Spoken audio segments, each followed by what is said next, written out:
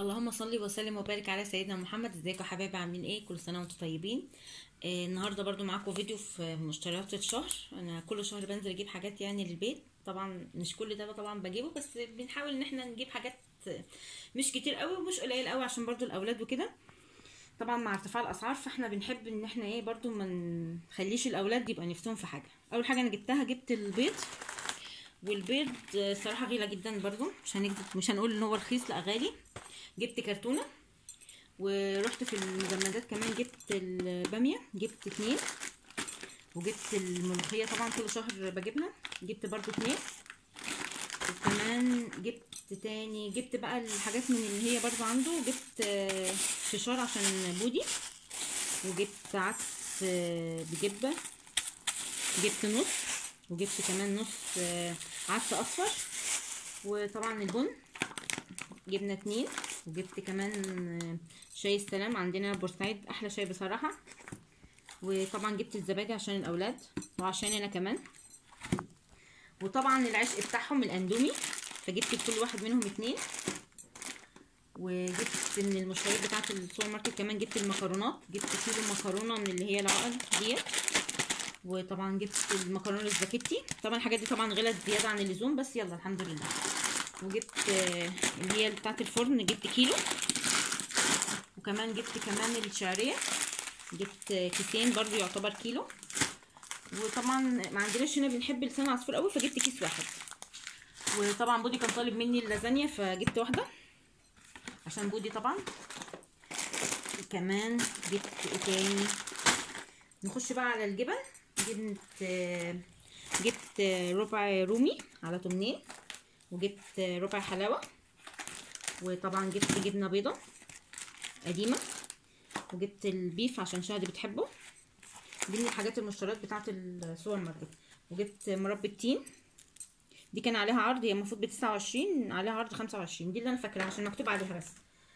وجبت زيتون اللي هو يعني اسود، يعني هو شكله اسود بس هو اصلا اخضر. وجبت بصل اللي هو الصغير ده، جوزي بيحبه، معرفش اسمه ايه بصراحه بس جوزي بيحبه يعني. وطبعا جبت زيتون شرايح علشان لو حبيت اعمل بيتزا ولا حاجه. جبت كل الحاجات دي 4 يعني. وطبعا اللي البيت ما بيستغناش عنه هو الزيت، فانا جبت الزيت ده عامل 40 جنيه، ده اللي انا فاكره اسعاره يعني. وايه تاني؟ جبت الصلصه دي جميله جدا، انا بستعملها كل شهر، جميله دهشه دي حلوه قوي. وجبت ايه تاني؟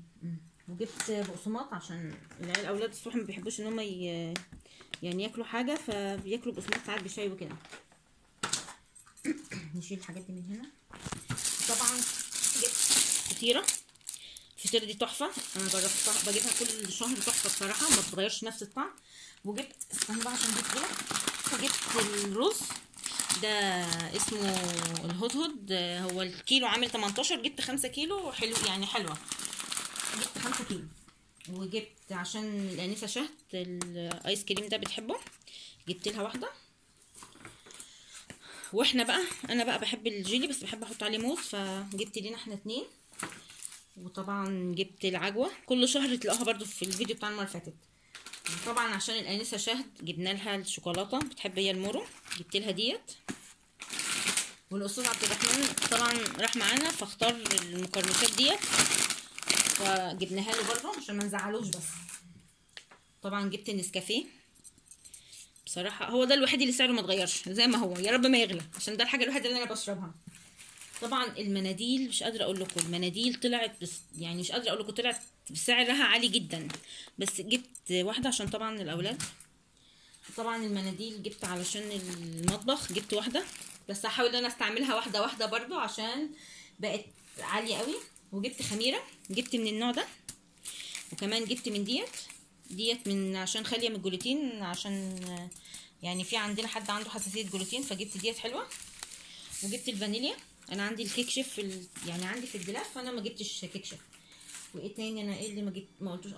طبعا جبنا الحاجه الساقعه علشان شهد عبد الرحمن. وكده يبقى الفيديو بتاعنا خلص. وما تنسوش تشتركوا في القناه وتفعلوا زر الجرس عشان يوصلكوا كل جديد. اشوفكم على خير في فيديو جديد ان شاء الله.